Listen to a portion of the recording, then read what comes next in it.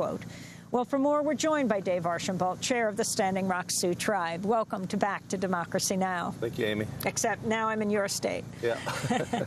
So can you talk about where this all stands right now? There's been a court decision, a federal appeals decision, and then there's been executive agency intervention as well. When I look at the court, I don't have any confidence in the judicial system because it has failed Indian country for over 200 years. So I have to start looking at what are these three agencies really considering, and they're looking at reviewing the whole process, the way the permit was given. They're also looking at how do we consult with tribes better, which I think is a good thing, because anytime there's an infrastructure project coming near or close or within tribal lands, we should have a say. And that's what everybody's starting to look at. But it also put a stay on everything from going underneath the Missouri River. No, but the court decisions, both Judge Boasberg in Washington, and you testified in this court, and also the appeals court, they completely ruled against the tribe. They said you would not get the injunction? Right. The first hearing, they said there's no injunction, and then the second one was just to keep the construction from happening within 20 miles on both sides of the Missouri River. We had to prove irreparable harm, and we had to say it's the best interest of public. We weren't able to do that, but in the ruling, they were able to tell us that the company does not have an easement. Because they don't have an easement, that sent the message to us saying that there might be something there. They understand that something's wrong, and the administration needs to pick up on that signal.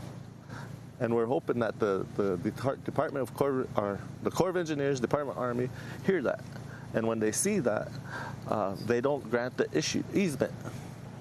Now, just to go back, right after the first decision, like 15 minutes after the first decision, and then right after the second decision, either Columbus Day or Indigenous Peoples Weekend, this three-agency unprecedented letter from the Justice Department, the Interior, and the Army reiterated that they would not give this permit under the Missouri River at this moment, and that there needs to be government-to-government negotiations. You, Standing Rock Sioux, you're the chair, and the U.S. government? Yes, and I think that's something that we could consider a win, because this is something that hasn't happened for over 200 years. Tribes have not been recognized, they have been ignored, and anytime infrastructure projects like this come near, we are invisible. And so to have this consultation, government-to-government relationship now surface, it means a lot. Has it begun? The consultation has begun, and they're trying to get feedback on what is meaningful consultation to tribes. There was a consultation in Phoenix, and they're having 5 more coming up in Minnesota, Billings, Rapid City. And who is consulting from the U.S. government side, and who's consulting from the tribal side? We're asking that tribal leaders be present, and anybody who's interested in assisting in defining what meaningful consultation means. And we're hoping that the department heads are there at the consultation so they can actually hear what it means to us. Now, one of the things I learned covering this that I was surprised by is that the pipeline actually originally was not slated to be going through native country, but above Bismarck, above the city of Bismarck, and right here in Mandan, North Dakota. And both city councils said no, they didn't want to risk the possibility of contamination. Yeah, and we are told that this route that they chose, that is just feet away from our reservation, is the least impactful. But when you look at why is it the least impactful, they'll say because there's wetlands, there's drinking water for population, there are cultural sites. We have all those same things where we're at. And there's always this attempt to say, we can make this the safest pipeline ever. But if they can do that, then why not leave it here? Why not put it up here north of Bismarck if it can be so safe? But it's no, we want to make it safe, and you won't have to worry about anything. There's no risk to you or your people. I can't buy that. If they can make it safe, then they should put it where it's out of our treaty lands. And what I look at is that these pipelines that are being proposed, there's this one and the other, we need to start looking at pipelines that are already under the river. There's pipelines that are dredged only 6 feet underneath the bed of the river, and they're built with in the 70s and 80s steel. That isn't the best steel, and those pose a threat to us. So there's an opportunity for us to take a look at what pipelines are currently there and not continue to build new pipelines, but upgrade the existing ones to reduce the threat. And that's what Standing Rock's position has always been: protect the water. Chairman Archambault, what are the treaties that are violated here? Well, we had a treaty in 1851, and it was a peace treaty. As long as we remain peaceful with people coming into our territory, they'll define the boundary, and they'll protect that boundary for us. This is with the federal government, and it was by the U.S. Congress, ratified by the President of the United States. More and more people kept coming and encroaching on it, so they had to reduce the land base and enter into a new treaty in 1868. Then there was gold discovered in the Black Hills. So what it is it's looking at economic development, national security, and looking at the resources around and whose lands are going to be used to achieve that, to accomplish that. And more than often it's indigenous people's lands, and those are violations on those original treaties, and we see the same thing happening today. We have lands, treaty lands, that are being encroached on, and we know that there are sacred places there, and we know that the pipeline needs to stay away from those sacred places, but they continue to come and desecrate those sacred places. I wanted to ask you about where we are right now, Mandan, North Dakota, just about an hour from the reservation, from Sacred Rock. Right behind us, the county jail and the county courthouse. You've been arrested for your resistance to the pipeline. Why did you choose to get arrested? I can't say that it was a choice that I made.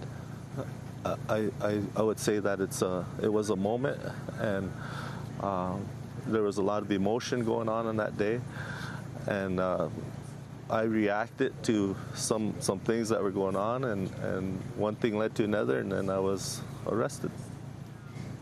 So you were brought here? Yes. Brought to the jailhouse? Yes. What were you charged with? Disorderly conduct. So it's a misdemeanor, low-level misdemeanor. Yes. Were you strip searched? Yes. Is this common that for disorderly conduct you're strip searched?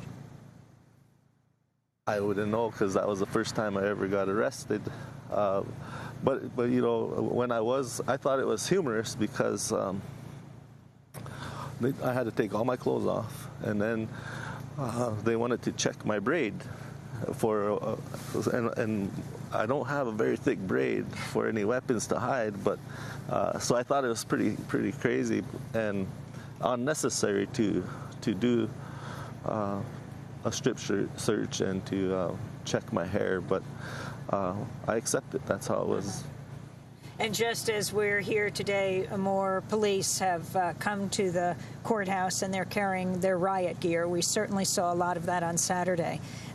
Huge police presence as these nonviolent land and water defenders march down the road, again expressing concern about the Dakota Access Pipeline. What about this militarization?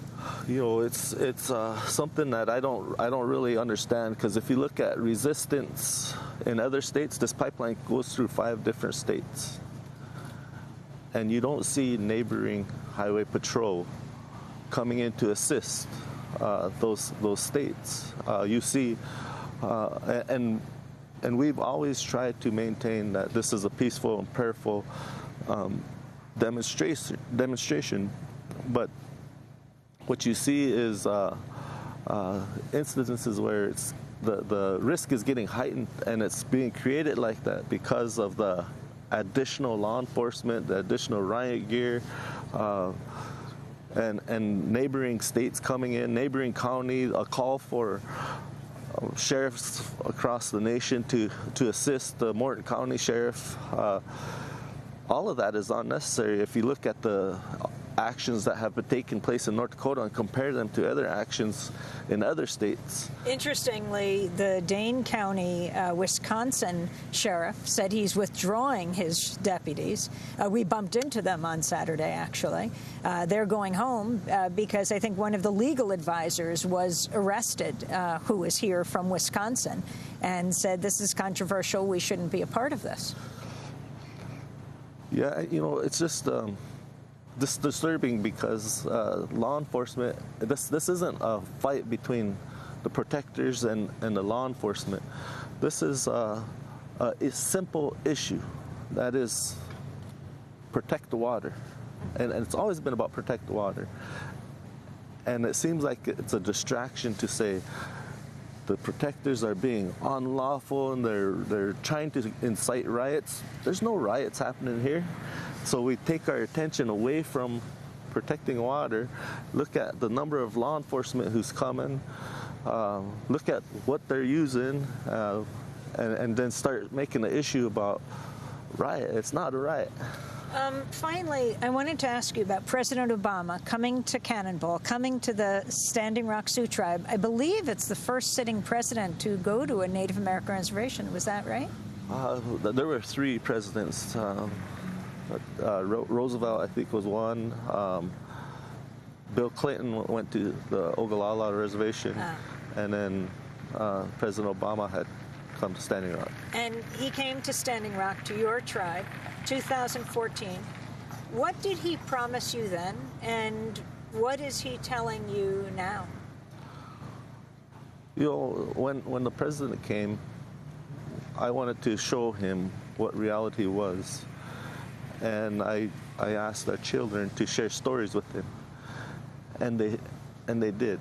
And I felt that the president and the first lady was moved by their visit. And what we saw was a lot of, for the first time, policies to help Indian country, to help Indian children. Today, I don't know if we would have had 3 administrations stop what's happening if it wasn't for the sitting president. You mean the 3 agencies? Yep. Department of Interior, Department of Army, Department of Justice. Those are all underneath the administration. And the president was posed the question, what is he doing about this? And he had to learn more. He had the information, and the next one thing led to another. He did so much for Indian country that it's resting on this issue, on what he does now, his legacy. And then we're just hoping that he does the right thing. And what would that right thing be? Stop this pipeline, don't give it easement, ask for a full environmental impact statement. Well, Chairman Dave, thanks so much for being with us. The chairman of the Standing Rock Sioux Reservation, Dave Archambault.